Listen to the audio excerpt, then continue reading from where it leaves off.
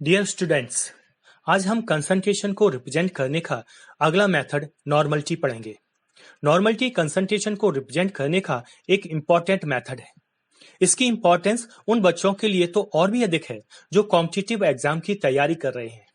जी mains, जी advance और NEET में हर साल नॉर्मलिटी से रिलेटेड प्रॉब्लम पूछी जाती है। इक्विवेलेंट कंसेप्ट बगैर नॉर्मलिटी के पूरा करना पॉसिबल ही नहीं है। वॉल्यूमेट्रिक एनालिसिस की प्रॉब्लम भी बगैर नॉर्मलिटी के समझे सॉल्व करना पॉसिबल नहीं है। यदि आप कंसंट्रेशन को रिप्रेजेंट करने के अदर मेथड भी सीखना चाहते हैं तो उनके वीडियो की लिंक मैंने डिस्क्रिप्शन में दे दी है, आप वहां से इन्हें देख सकते हैं। आज की क्लास में हम नॉर्मलिटी की डेफिनेशन, उससे रिलेटेड फॉर्मूले और उसके ऊपर बेस्ड कुछ प्रॉब्लम भी सॉल्व करेंगे। तो चलिए दोस्तों शुरू करते हैं और सबसे पहले समझते हैं कि नॉर्मलिटी क्या होती है। नॉर्मलिटी 1 लीटर या 1 डेसीमीटर क्यूब में घुले हुए सॉल्यूट की संख्या होती है। The number of gram equivalent of the solute present in 1 litre of the solution और 1 decimetre cube of the solution. Normality की unit gram equivalent per litre या gram equivalent per decimetre cube होती है। इसको हम कैपिटल एन से represent कर सकते हैं। अगर इस डेफिनेशन के ऊपर बेस्ड अगर हम फॉर्मूला बनाएं तो नॉर्मलिटी का फॉर्मूला हो जाएगा normality equal number of gram equivalent of solute divided by volume of solution in litre. अब इसमें एक नया टर्म पूछा गया आया है ग्राम इक्विवेलेंट ऑफ सॉल्यूट। ये ग्राम इक्विवेलेंट ऑफ सॉल्यूट क्या होता है? एक्चुअल में वेट ऑफ सॉल्यूट और इक्विवेलेंट वेट ऑफ सॉल्यूट का रेशो ग्राम इक्विवेलेंट्स होते हैं। तो number of gram equivalents equal हो जाएगा weight of solute in gram divided by equivalent weight of solute. और इक्विवेलेंट वेट क्या होता है? इक्विवेलेंट वेट होता है molecular weight upon valency factor या जेड फैक्टर। हम इसको कई तरीके से रिप्रेजेंट कर सकते हैं। एक्चुअल में जेड फैक्टर अलग अलग प्रोसेस और अलग अलग रिएक्शन और अलग अलग तरह के कंपाउंड्स के लिए अलग अलग होता है। अगर हम एलिमेंट की बात कर रहे हैं तो जेड फैक्टर उसके लिए वैलेंसी फैक्टर होता है। तो एलिमेंट की बैलेंसी ही उसका जेड फैक्टर है। एसिड की बेसिसिटी उसका जेड फैक्टर होती है। बेस की एसिडिटी उसका जेड फैक्टर होती है। किसी सॉल्ट के अंदर टोटल पॉजिटिव बैलेंसी या टोटल नेगेटिव बैलेंसी उसका जेड फैक्टर होती है। और किसी भी आयन के लिए उसके ऊपर प्रेजेंट चार्ज ही जेड फैक्टर होता है। रेडॉक्स रिएक्शन में वन मॉलिक्यूल के जरिए रेडॉक्स रिएक्शन में ऑक्सीडाइजिंग एजेंट या रिड्यूसिंग एजेंट के एक मॉलिक्यूल के जरिए जितने नंबर ऑफ इलेक्ट्रॉन गेन किए जाते हैं या लॉस्ट किए जाते हैं उसकी संख्या को हम जेड फैक्टर बोलते हैं। अब नॉर्मलिटी को कुछ इस तरह से भी समझते हैं। अगर हम एक नॉर्मल सॉल्यूशन की बात करते हैं, वन नॉर्मल सॉल्यूशन या नॉर्मल सॉल्यूशन का मतलब होता है कि सॉल्यूशन के 1 लीटर में 1 ग्राम इक्विवेलेंट सॉल्यूट डिसॉल्व है।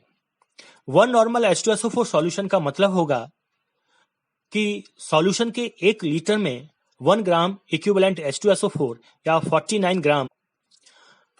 अगला एग्जांपल है 0.2 नॉर्मल सॉल्यूशन ऑफ NaOH। इसका मतलब क्या होगा कि NaOH सॉल्यूशन के 1 लीटर में 0.2 ग्राम इक्विवेलेंट NaOH प्रेजेंट है। ऐसे ही 0.1 नॉर्मल है। तो सिमिलरली 1 ग्राम इक्विवेलेंट में 1 लीटर सॉल्यूशन में 0.1 ग्राम इक्विवेलेंट सॉल्यूट प्रेजेंट है। अब इसके कुछ और फॉर्मूले भी हम देखते हैं। नॉर्मलिटी इक्वल होता है number of gram equivalent upon volume of solution in litre. अगर लीटर की जगह हम ml कर दें तो ऊपर हमको 1000 का मल्टीप्लाई करना पड़ेगा। ग्राम इक्विवेलेंट का मतलब होता है weight of solute in gram upon equivalent weight of solute. तो हम ग्राम इक्विवेलेंट की जगह उसकी वैल्यू रख देते हैं या इसका फॉर्मूला रख देते हैं। तो हमारा नया फॉर्मूला होगा नॉर्मलिटी का normality equal weight of solute in gram upon equivalent weight of solute into volume in litre. Volume को लीटर की जगह अगर ml कर दें तो हमको ऊपर 1000 का मल्टीप्लाई करना पड़ेगा। तो हमारा फॉर्मूला हो जाएगा normality equal weight of solute in gram into 1000 divided by equivalent weight of solute into volume in ml। इसको हम शॉर्ट फॉर्म में भी इस तरह से लिख सकते हैं। अगर सॉल्यूशन की स्ट्रेंथ दी है, हम नॉर्मलिटी कैलकुलेट करना चाहते हैं, तो स्ट्रेंथ ऑफ सॉल्यूशन इन ग्राम पर लीटर अपॉन इक्विवेलेंट वेट, अगर हम ये वाला फॉर्मूला लगाते हैं तो भी हम नॉर्मलिटी को फाइंड कर सकते हैं। अगर हमारे पास जो कंसंट्रेशन है वो वेट टू वेट परसेंटेज में दिया है, तो नॉर्मलिटी का फॉर्मूला हो जाएगा normality equal 10 into weight to weight percentage into density upon equivalent weight. अगर वेट टू वेट की जगह वेट टू वॉल्यूम परसेंटेज दिया है तो सिंपल नॉर्मलिटी का फॉर्मूला होगा 10 into weight to volume percentage upon equivalent weight. अगर मोलरिटी दी हुई है, सपोज करो सॉल्यूशन की मोलरिटी दी हुई है, तो नॉर्मलिटी इक्वल हो जाएगा मोलरिटी इंटू जेड फैक्टर। तो ऐसे इसके डिफरेंट फॉर्मूले हमने पढ़ लिए। अब इसकी कुछ और चीजों को समझने की कोशिश करते हैं। वॉल्यूमेट्रिक एनालिसिस में नॉर्मलिटी सबसे कॉमन मेथड है कंसंट्रेशन को रिप्रेजेंट करने का। नॉर्मलिटी टेम्परेचर के ऊपर डिपेंड करती है। क्योंकि नॉर्मलिटी में वॉल्यूम टर्म यूज होता है, इसलिए ये टेम्परेचर डिपेंडेंट होता है। और ये टेम्परेचर पर किस तरह से डिपेंड करती है कि नॉर्मलिटी इनवर्सली प्रोपोर्शनल होती है टेम्परेचर बढ़ाने पर नॉर्मलिटी कम हो जाती है। क्यों? क्योंकि टेम्परेचर बढ़ाने पर सॉल्यूशन का वॉल्यूम बढ़ जाता है, और सॉल्यूशन का जब वॉल्यूम बढ़ जाता है तो उसकी नॉर्मलिटी कम हो जाती है। कुछ और सॉल्यूशन की नॉर्मलिटी है, अगर वो सॉल्यूशन 1 नॉर्मल है तो उसको हम सिंपल नॉर्मल सॉल्यूशन कहेंगे। अगर 2 नॉर्मल है तो हम कहेंगे नॉर्मलिटी ऑफ सॉल्यूशन इज 2।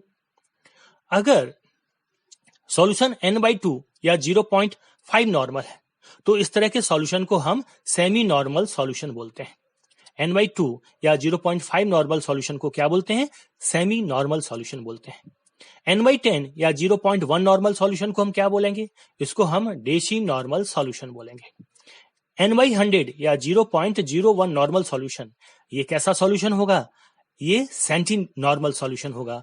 और n/1000 या 0.001 नॉर्मल सॉल्यूशन है, इसको हम मिली नॉर्मल सॉल्यूशन बोलेंगे। अब इसके बाद हम नॉर्मलिटी के ऊपर बेस्ड कुछ प्रॉब्लम सॉल्व करते हैं। अगर आपको कुछ एक्स्ट्रा प्रॉब्लम चाहिए इससे रिलेटेड, तो आप मेरी वेबसाइट mychemistryclass.wordpress.com पर जाएंगे, तो वहां पर हर टॉपिक से related problems, worksheet, test paper, theories, ये सारी चीजें मिल जाएंगी। नॉर्मलिटी के ऊपर मैंने कुछ प्रॉब्लम्स यहां पर लिखी हुई हैं। आप इन प्रॉब्लम्स को सबसे पहले नोट कर लें। नोट करने के बाद इनको सॉल्व करने की कोशिश करें, और जब ये सॉल्व हो जाए तो आप मेरे सॉल्यूशन से इनका मिलान कर लें। अब मैं आगे इनके सॉल्यूशन लिख रहा हूं। तो जो पहला प्रॉब्लम थी वो कई सॉल्यूशन की कंसंट्रेशन को एक ही क्वेश्चन में मैंने शामिल कर लिया था। क्वेश्चन नंबर 1 में जो फर्स्ट सॉल्यूशन था वो था 2.5 ग्राम equivalent of H3PO3 dissolve in 4 litre solution. तो हम इसका सॉल्यूशन कैसे निकालेंगे? बिल्कुल सिंपल सा फॉर्मूला है इसका, normality equal number of gram equivalent upon volume of solution in litre. तो ग्राम इक्विवेलेंट 2.5 है, वॉल्यूम 4 है, लीटर है, तो ये 0.625 नॉर्मल आ जाएगा। अगला प्रॉब्लम था 0.5 ग्राम equivalent of solute dissolve in 750 ml solution. तो जब लीटर की जगह ml का यूज करने लगते हैं तो हम फॉर्मूले में ऊपर 1000 का मल्टीप्लाई करते हैं। तो ये हमने 1000 का मल्टीप्लाई कर दिया है, तो 0.5 ग्राम इक्विवेलेंट है इंटू 1000 अपॉन 750 ml सॉल्यूशन है, तो 0.67 नॉर्मलिटी आ गई इसकी। थर्ड सॉल्यूशन था 3 gram of CH3COOH dissolve in 2 litre solution. तो सबसे पहले हम इसका फॉर्मूला लिखेंगे, normality equal weight of solute in gram upon equivalent wait और वॉल्यूम इन लीटर। नीचे वैल्यू पुट की, 3 ग्राम सॉल्यूट था, 60 इक्विवेलेंट वेट है, लीटर 2 है वॉल्यूम के, सॉल्यूशन के 2 लीटर वॉल्यूम है।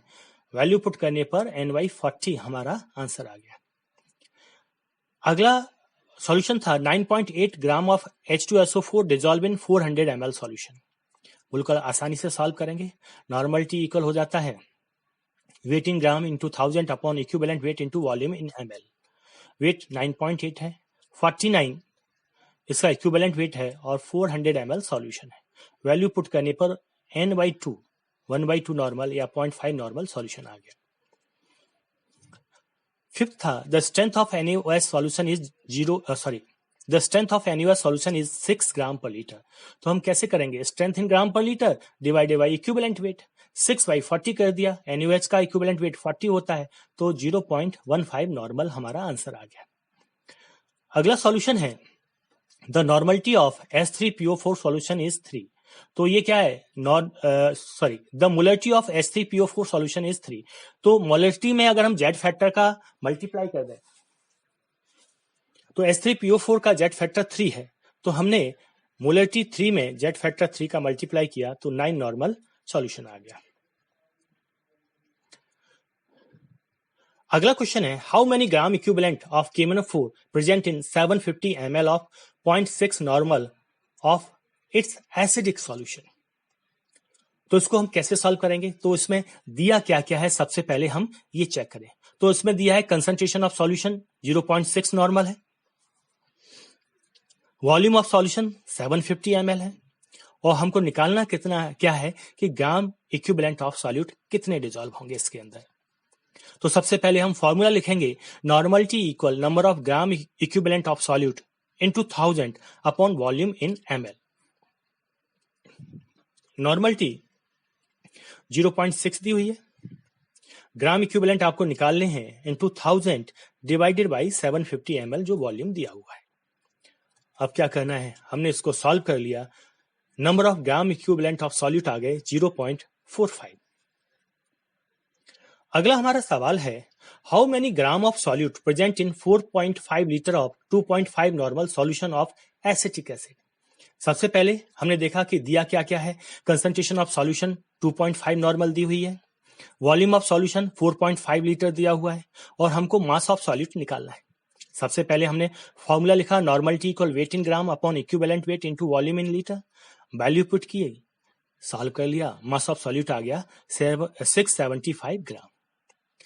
अगला क्वेश्चन है calculate the normality of 98% W2W H2SO4 solution of density 1.8 ग्राम पर ml। तो इसमें कंसंट्रेशन ऑफ सॉल्यूशन दिया है 98% W2W और डेंसिटी दिया है 1.8। नॉर्मलिटी हमको फाइंड करना है।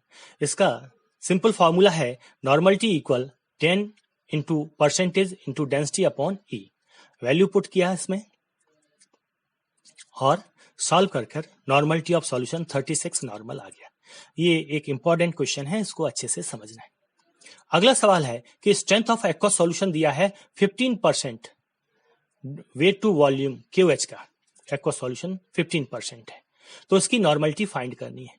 तो कंसंट्रेशन वेट टू वॉल्यूम दिया हुआ है 15%, नॉर्मलिटी फाइंड करनी है। सिंपल फॉर्मूला है normality equal 10 into percentage weight to volume upon equivalent weight. Value put कर दी और सॉल्व कर लिया, तो नॉर्मलिटी ऑफ सॉल्यूशन आ गया 2.68 नॉर्मल।